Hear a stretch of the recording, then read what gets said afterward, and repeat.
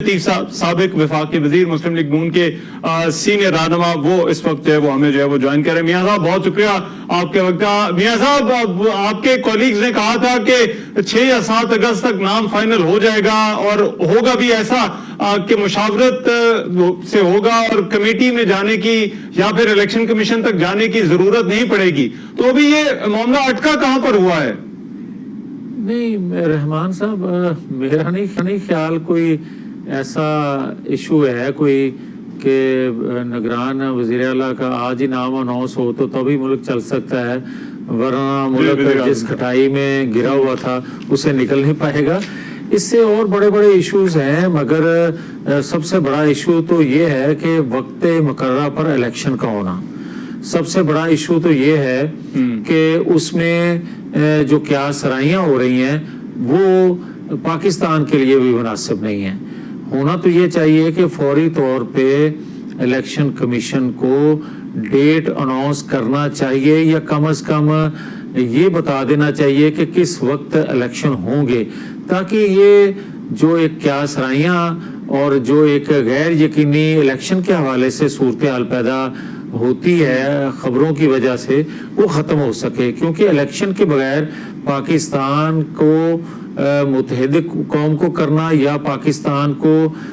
پھر سے پٹری پہ چڑھانا ممکن نظر نہیں آتا، جو کہ میں خود اقرار کرتا ہوں کہ ہم نے بڑی کوشش کی 15 ماہ کے اندر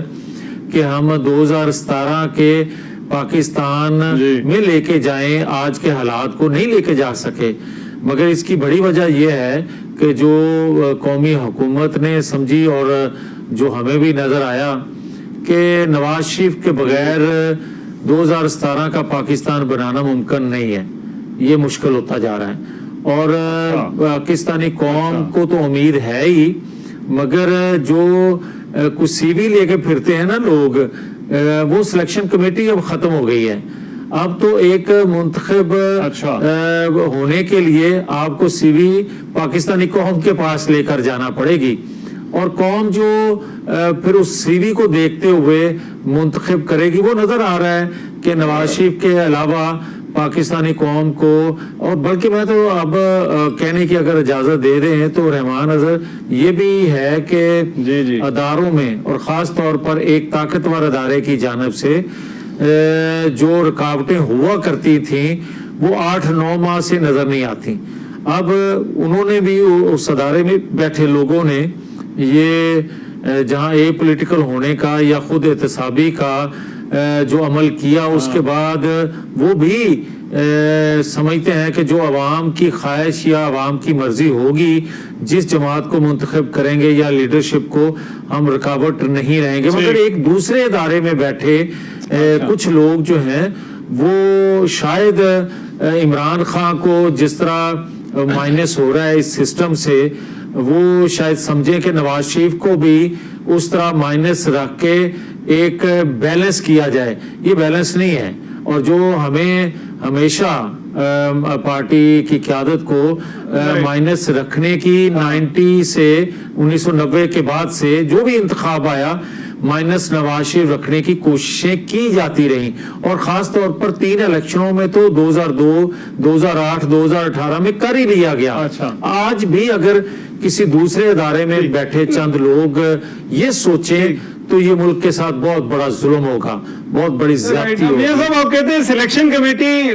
میاں صاحب آپ الیکشن کمیٹی تو ختم ہو گئی، 8-9 ماہ سے آپ کو کوئی رکاوٹ نظر نہیں آ رہی، پہلے ادارے کو کوئی اعتراض نہیں ہے، تو کیا اس کا مطلب یہ بھی لیا جائے کہ اس ادارے کو میاں نواز شریف کی واپسی پر بھی اب کوئی اعتراض نہیں ہے؟ ہاں، میں بڑا کلیئر ہوں آج تک کی صورتحال کے مطابق کہ جہاں سے رکاوٹ کھڑی ہوا کرتی تھی اور نواز شریف کو بار بار جو مائنس کرنے کی خواہش یا کوششیں ہوتی رہیں، جو منصوبہ بندی کی جاتی رہی، اور خاص طور پر پھر 2017 میں نظر بھی چیزیں آئیں، وہاں سے کوئی رکاوٹ ایسا نظر نہیں آ رہی۔ اور اس کی وہ ایک وجہ ہے کہ مجھے یقین اس بات پہ ہے جی۔ کہ جب ایک ادارے نے خود احتسابی کر لی، جو کہ ہم کہا کرتے تھے کہ سہولت کاری 15 ماہ میں پہلے 8 ماہ جو تھے اس میں ہوتی رہی اور آخری 8 ماہ میں وہ نظر نہ آئی، مگر کچھ نہ کچھ چیزیں بقایا یا باقیات موجود تھیں جو 9-10 مئی کے جو سانحہ پاکستان میں پیش آیا، تو خود احتسابی کے عمل سے حاضر سروس لوگوں پہ ہاتھ ڈالا گیا، تو وہ ہماری باتیں سچ ثابت ہوئیں کہ سہولت کاری موجود تھی۔ اب وہاں سے تو سہولت کاری موجود نہیں ہے، مگر کوئی ریٹائر لوگ اور دوسرے ایک ادارے میں بیٹھے کچھ لوگوں کی خواہش ہو سکتی ہے، مگر میرا نہیں خیال کہ اب پلوں کے نیچے سے پانی اتنا بہہ گیا ہے کہ وہ چیزیں واپس ہو سکیں۔ اب نواز شریف کے بغیر کوئی چارہ نہیں رہ گیا۔ لیکن میاں صاحب آپ دوسرے ادارے کی بات کر رہے تو دوسرے ادارے پر تو تنقید یہ ہوتی تھی کہ وہ پہلے ادارے کی بہاف پر جو ہے وہ یہ سب کچھ کرتے تھے، تو ابھی اگر پہلے ادارے کی طرف سے کوئی رکاوٹ نہیں ہے، کوئی انٹرفیرنس نہیں ہے، تو یہ جو دوسرا ادارہ ہے یہ ایسا کیوں کر رہا ہے؟ دیکھیں رحمان اظہر صاحب، دو چیزیں ہیں جہاں سے کوئی انفارمیشن تھوڑی ہوتی ہے، بندہ ایک جج ہی کرتا ہے حالات کو دیکھتے ہوئے، عمل کو دیکھتے ہوئے۔ 9-10 مئی کے بعد ایک ادارے نے خود احتسابی کی اور حاضر سروس لوگوں کو جو ہے وہ سزا دی، تو اس کے بعد دوسرا جو ادارہ تھا اس کو چاہیے تو یہ تھا کہ 9-10 مئی کے جو ملزمان ہیں، جو مجرم ہیں، ان کو اب 2.5-3 ماہ ہونے کو ہیں، ان کو سزا ملتی۔ اگر ریاست پہ حملہ کرنے والے ملزموں کو سزا نہیں دی جا سکتی، یا ان کی آج بھی اگر ان کو کوئی ریلیف مل رہا ہے، تو ریاست کے مجرموں کو تو سزا مل نہیں سکتی، تو میں کہاں سے انصاف لوں گا؟ یہ بھی تو رحمان دیکھنے والی بات ہے۔ ٹھیک ہے، مگر میاں صاحب یہ نگران سیٹ اپ پہ ذرا واپس آتے ہیں۔ آپ لوگوں کو ڈر ہے کہ نگران سیٹ اپ جو ہے وہ لمبا چل سکتا ہے اور اسی لیے شاید ہر کوئی اپنے اپنے نام جو ہے وہ لانے کی کوشش کر رہا ہے؟ دیکھیں میں تو یہ سمجھتا ہوں، اور میرے جیسے پولیٹیکل ورکر جو ہیں وہ یہ سوچ رکھتے ہیں، اور میری جماعت کی قیادت کی بھی یہ سوچ ہے کہ انتخابات جتنے ڈیلے ہوں گے اس کا نقصان ریاست کو پہنچے گا، اس کا نقصان پاکستانی قوم کا اعتماد بحال کرنے میں مشکلات پیدا ہوں گی، تو اس لیے وقت مقررہ پر ہونے چاہیے۔ اگر نئی مردم شماری کی وجہ سے کچھ ہفتے اگر ڈیلے ہو سکتا ہے یا ہو جائے گا، تو پھر بھی الیکشن کمیشن کو چاہیے، ویسے تو انڈیپینڈنٹ ادارہ ہے، اس کو کسی کی مشاورت کی یا کسی کی ہدایت کی ضرورت نہیں ہے، یا کسی کی خواہش پہ تو تھوڑی انہوں نے کرنا ہے، مگر پاکستان کے مفاد میں یہی ہے جتنے جلد اور منصفانہ انتخابات ہو جائیں، کسی مائنس شخصیت کے بغیر، تو اتنا ہی اچھا ہوگا۔ ہاں، جو میں مائنس کی بات کرتا ہوں کسی شخصیت کی، تو میں سیاسی لیڈرشپ کی بات کرتا ہوں، میں دہشت گردوں کی بات نہیں کرتا۔ لیکن میاں صاحب یہ جو الیکشن تاخیر کا شکار جس وجہ سے ہو رہے ہیں، مردم شماری کی منظوری آپ کی اپنی ہی جماعت جو ہے وہ وزیر اعظم شہباز شریف ہیں، انہوں نے جو ہے وہ اس مردم شماری کی منظوری دی ہے، تو پھر اس کا کیا مطلب یہ سمجھا جائے کہ آپ کی اپنی پارٹی کے اندر لوگ ہیں جو الیکشن کے اندر تاخیر چاہتے ہیں؟ نہیں رحمان صاحب،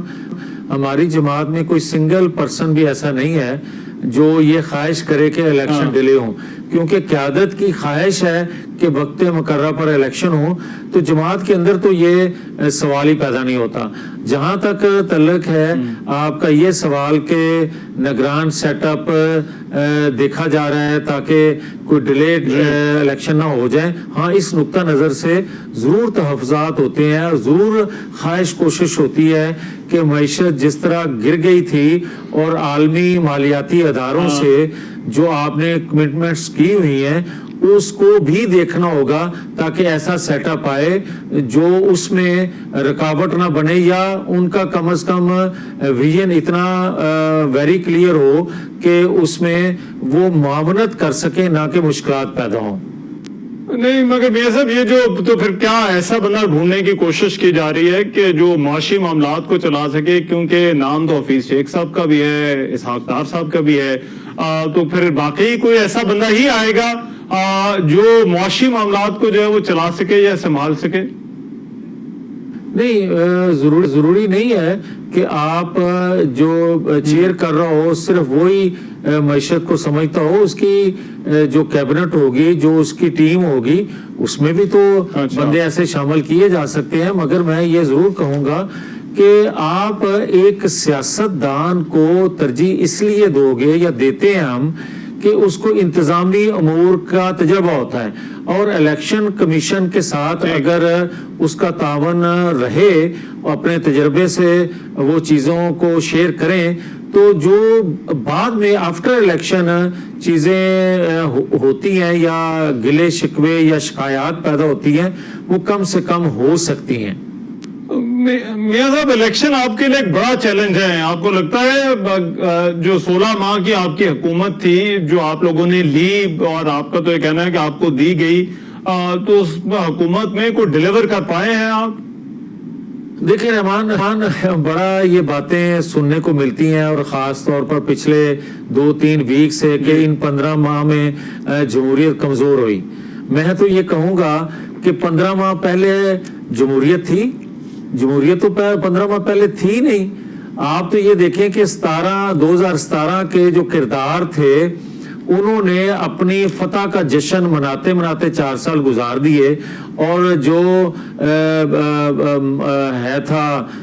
مال و اسباب، اس کو سمیٹتے سمیٹتے انہوں نے، اور اس کے بعد انتقام لیتے لیتے یہاں تک پہنچ گئے کہ نہ ان کے نزدیک کوئی آئین تھا، نہ کوئی قانون تھا، نہ کوئی جمہوریت کی ان کو پرواہ تھی، بلکہ تو ایک ڈکٹیٹرشپ تھی. اور سارے ایک پیج پہ ہونے کی وجہ سے انتقام قوم سے یا قومی جماعتوں سے لیا جاتا رہا. اب آ جائیں جو 15 ماہ کا آپ پوچھتے ہیں سوال، تو 15 ماہ میں ہم نے پوری کوشش کی کہ ہم جو خارجی امور پہ، جو اس سیکٹر پہ یا اس جگہ انہوں نے تباہی کر دی تھی، وہ خارجی امور ہم بہتر کر سکیں، جس میں کافی حد تک کامیاب ہوئے. معیشت تباہ کی، جو اس کو بہتر کرنے کی کوشش کی. ہاں، ایک بات پہ ہم ناکام رہے، جو یقیناً اس کا اعتراف ہمیں کرنا چاہیے، اور ہم کر رہے ہیں، کہ 2017 کا پاکستان جو بنانے کے لیے ہم نے پوری کوشش کی، وہ 2017 کا پاکستان نہ بنا سکے.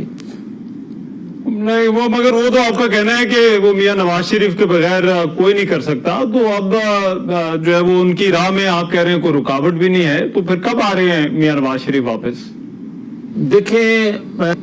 جہاں تک رحمان صاحب، میاں صاحب کی واپسی کا تعلق ہے، تو انشاءاللہ تعالی ستمبر مڈ میں نواز شریف پاکستان آ رہے ہیں. یہ میاں صاحب، یہ ستمبر مڈ کی تاریخ جو ہے وہ کیوں؟ ستمبر مڈ کی جو ہے، یہ بھی شرم سے اور دکھی دل سے یہ بات کہہ رہا ہوں کہ آپ دیکھیں کہ بہت سے فیصلے یا بہت سی چیزیں آپ پاکستان کے اندر سن رہے ہیں مختلف اداروں کی جانب سے بھی. ہاں، یہ فیصلہ یا یہ ڈیسیژن جو ہے، یہ ہم 15 ستمبر کے بعد انشاءاللہ ہو جائے گا. یہ فیصلہ 15 ستمبر کے بعد آ جائے گا. تو اگر کسی ایک شخصیت کے گرد ایک ادارہ